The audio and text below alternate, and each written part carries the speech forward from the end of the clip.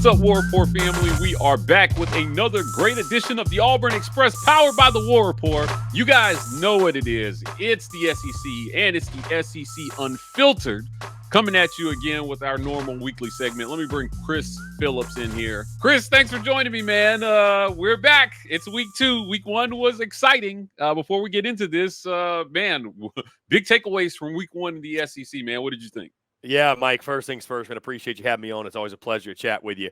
The first thing that jumps out, Mike, is that Georgia is the creme de la creme of college football. Yeah, they're good, aren't they? I just, I was on Georgia minus 13.5, Mike, going in that game. I thought it was admirable that there were folks around the college football sphere that were trying to talk about that one as if it was going to be some knockout, drag down fight into the fourth quarter. I never saw it, and I think what I expected to happen sort of played out. I mean, close for a half. That didn't stun me, but at some point, Clemson was going to have to score the football to have a chance, and they just could not do it, right? So I think you look at Georgia, top to bottom, the best team in college football.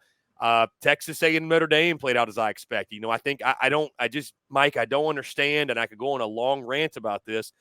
I just don't get why we place these ridiculous expectations on a Texas A&M program that, until I see otherwise, is a 7 to 8 win per year program. Yeah, well, the first-year head coach, right? I know Aggie folks don't want to hear that, and they don't believe that.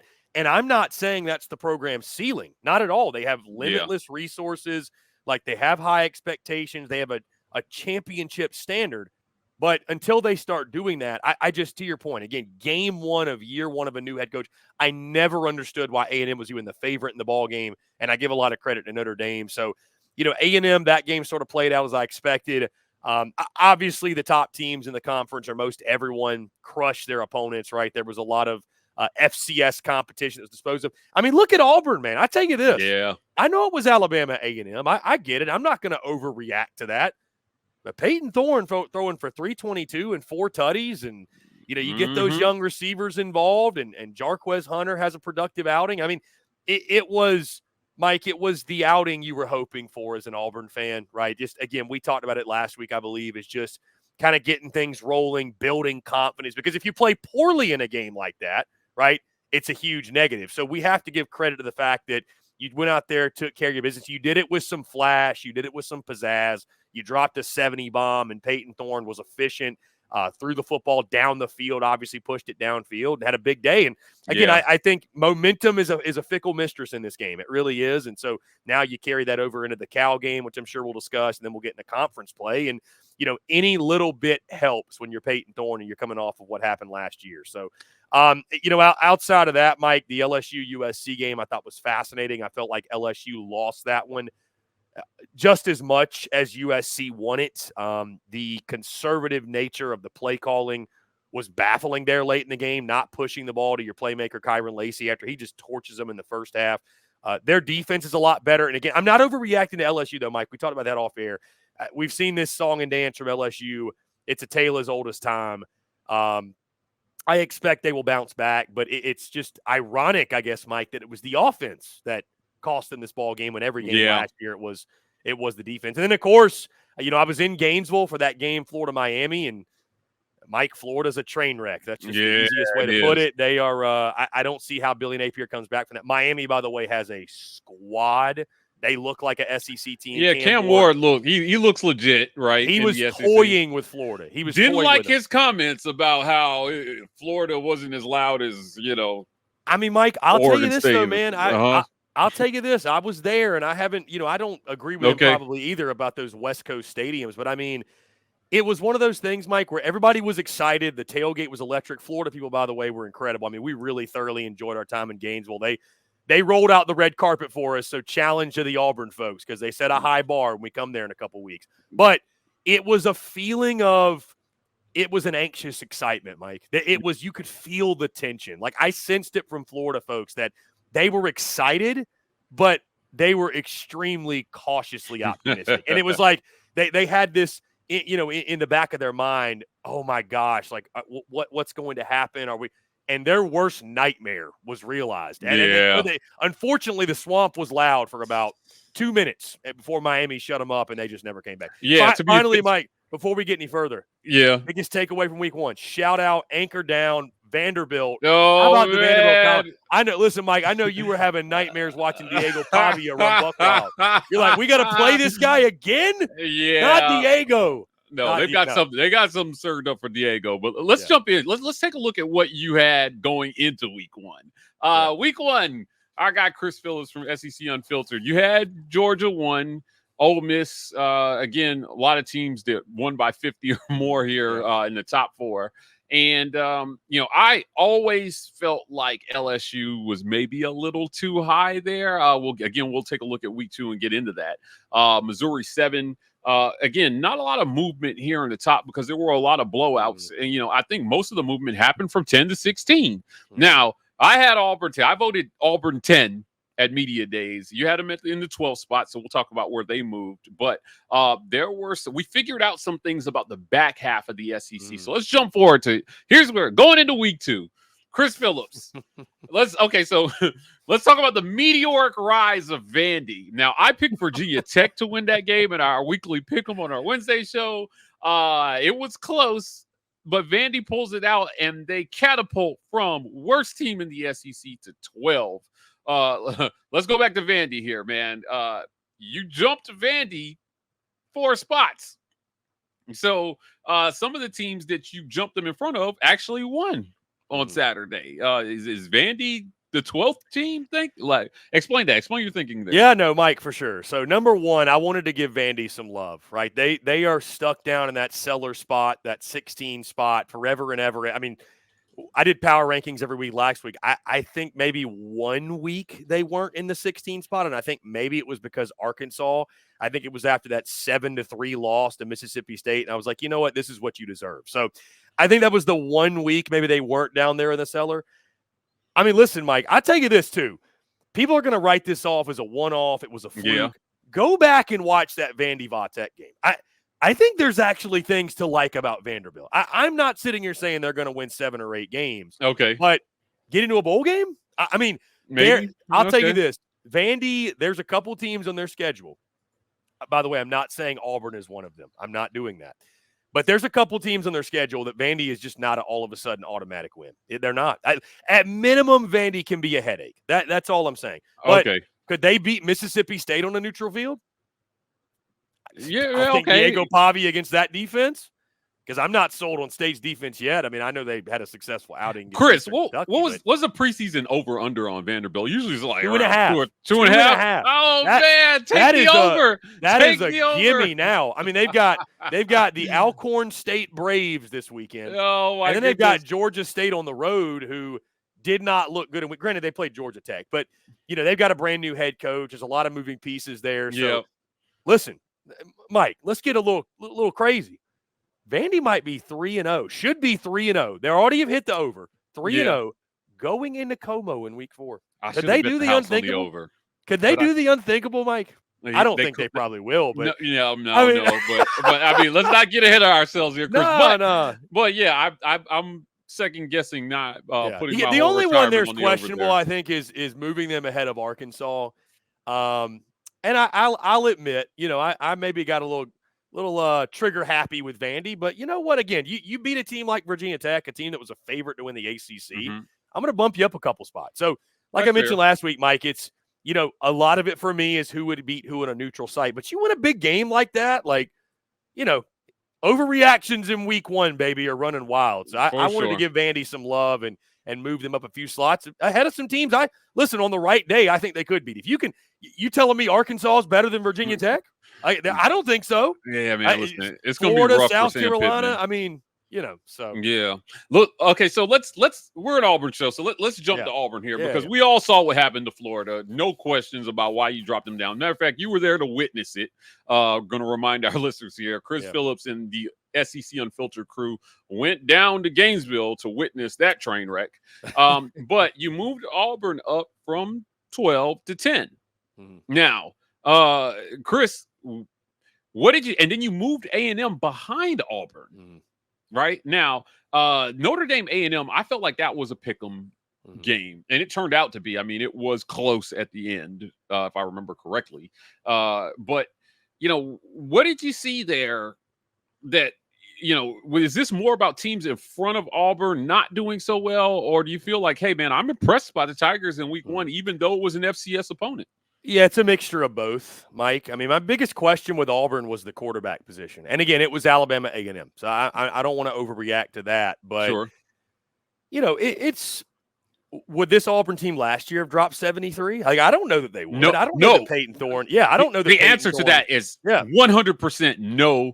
There was no game last year, including the Cupcakes, obviously because they lost to New Mexico State, that they executed at that level last year. That looked clean. It looked dominant. And it looked like about what you would expect from, a Power 5 versus an FCS opponent. I don't think they had that in the chamber last year. So I think you're all dead on with that. And part of it for me, I will admit, Mike, is, and again, A&M lost to a high-quality Notre Dame team, and I picked it to happen.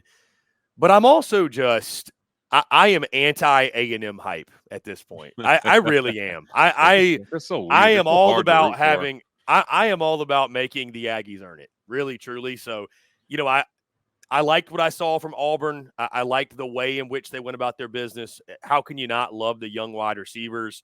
You have the best running back. Yeah, you have the best running back in the conference. And for me, man, it's if Peyton Thorne clicks, and I love the fact, obviously, Hugh Freezes has got control of the offense.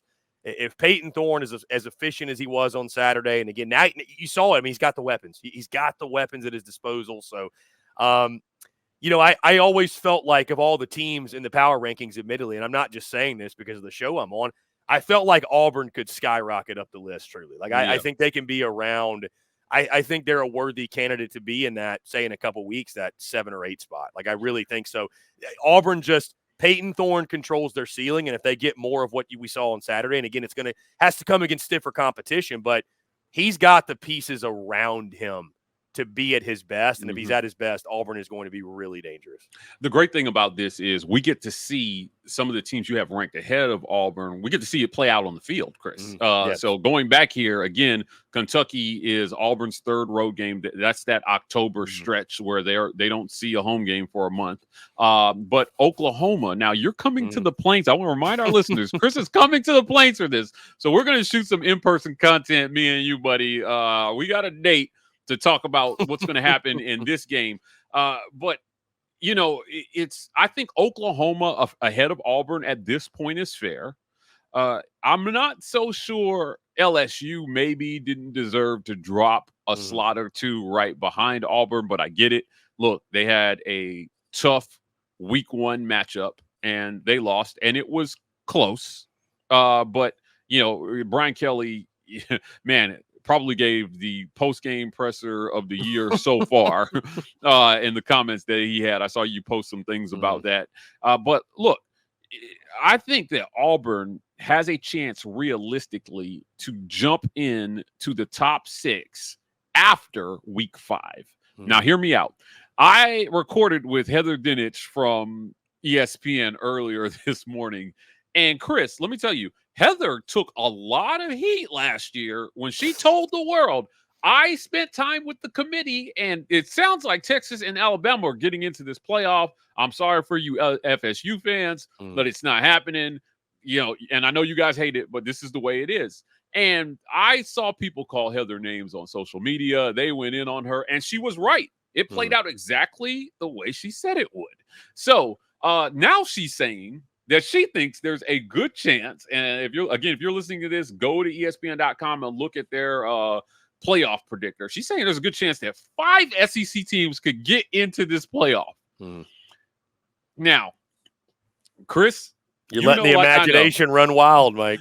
you know, like I know, what kind of visceral reaction we're going to get from the rest of college football if 5 teams get into the inaugural 12-team playoff. It's going to be absolute chaos online. And I think, people are going to say, oh, but this team should have got in. And her reasoning was sound. She was like, look, man, the ACC may get 1 in.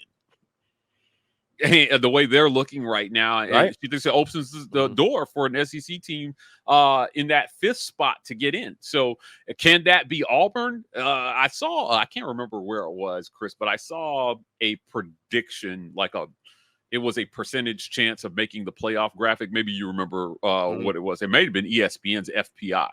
But they had Auburn with a 20-something% chance maybe to make the playoff. And I was like, wow, that's really high. I don't think anybody would have guessed that going into the season. So you moved Auburn up 2 spots from the week before. And, again, I like this spot because this is where I thought they were going into the season. And you get to play Kentucky right now. Kentucky fringe. Where are they ranked in the rankings right now? They are, I believe they got 8 votes. They and Vandy got the same amount of votes in the AP Top 25. So they're kind of like in that 38 spot, 40 spot. Okay, all right. So not quite a top 25 team, but Kentucky is a team that people expected to make a little bit of noise this year. Auburn, I think it still would be a solid road win. And of the 4 games that they play on the road, Georgia, which we both agree is probably an L, Missouri, Alabama, and Kentucky. Kentucky is probably the most likely win for Auburn. So you get a chance to jump the 2 ranked directly in front of you right now, according to your list, by week 9. So this is interesting. I thought it was a great week 1 in the SEC. We saw a lot of excitement. We saw high flying offenses, and there are a lot of storylines developing for this. So, Chris, let's end on this. I want to talk more about Ole Miss. Now, you got them ranked right behind Georgia, right where they were last week. So, again, week 1, Ole Miss in the 2 slot.